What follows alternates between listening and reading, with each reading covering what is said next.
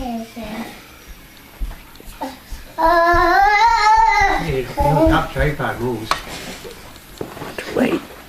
The handle's full, isn't it? Yeah. Not a very good audio video.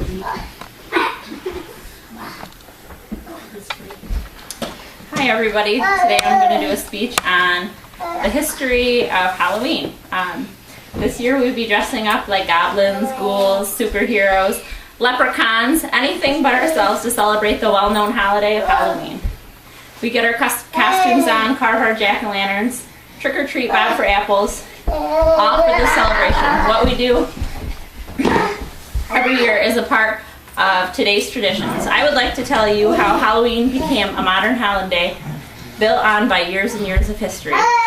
It is believed that Halloween started with the Celtic people, with a day they celebrated called Samhain, was changed by the Roman Catholics, and influenced by other cultures, all to come together to be our modern traditional holiday.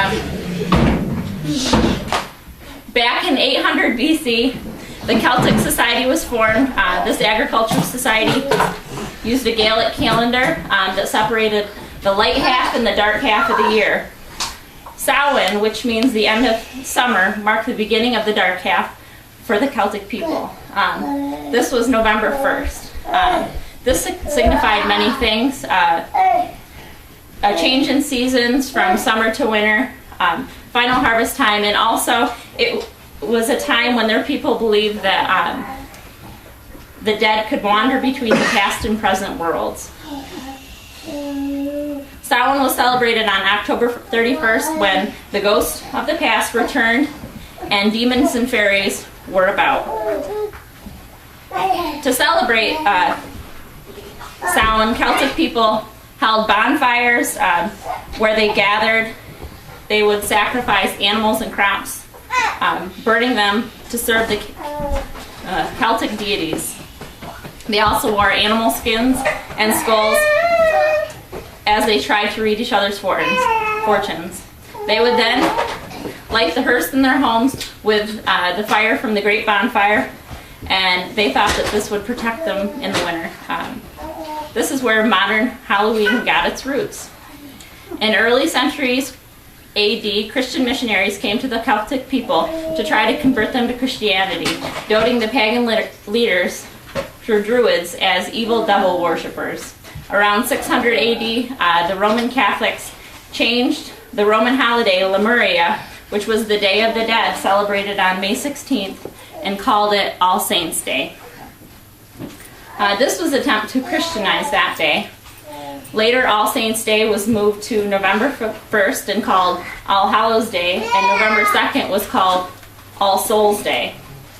According to the History Channel, All Souls' Day was a day to pray for souls trapped in purgatory. If enough prayers were sent, a soul would fly from purgatory up into heaven. This may be the basis for trick-or-treating, as kids would go around begging for soul cakes, in which people would hand out in return for prayers for their family members, so their souls could be sent to heaven. Other cultural traditions have helped create modern-day Halloween. Mexican holiday, Dios de los Muertos, which is their Day of the Dead, is celebrated from Halloween to November 2nd.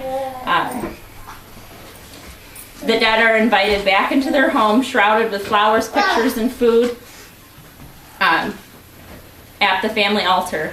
Skulls and skeletons are often used as a decoration on this holiday. Our popular traditions include carving pumpkins, trick-or-treating, and wearing costumes. Trick-or-treating can be related to All Souls' Day, as I said before, that children go out begging for cakes. The tricking might be related to Samhain, where Celtics feasted and drank heavily, which may have resulted in some trickery. According to History.com, jack-o'-lanterns come from the Irish myth Stingy Jack. Stingy Jack fooled the devil on more than one occasion, and because of that, when he died, he wasn't welcome in heaven and he wasn't welcome in hell. So he was sent back to earth and given a piece of coal to light his path. Jack carved a turnip and put the coal inside it, and he has been roaming the earth ever since. Irish called him Jack of the Lantern, but eventually his name was shortened to Jack-o'-lantern.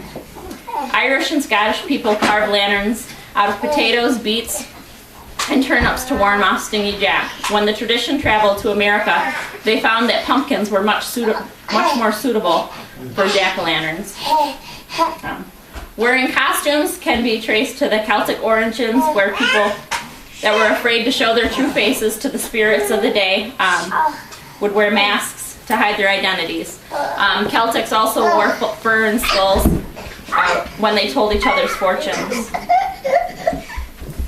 When people started to immigrate to America, they brought traditions with them. Slowly, many of the things we lead to Halloween, such as witches, black cats, bats, vampires, white shrouded ghosts, and other would become associated with the magical holiday. In the early 20th century, it was more of a trick than a treat. Halloweeners would pull pranks and be very destructive.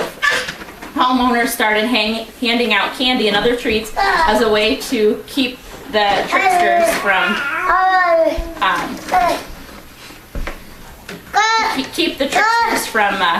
tricking their homes.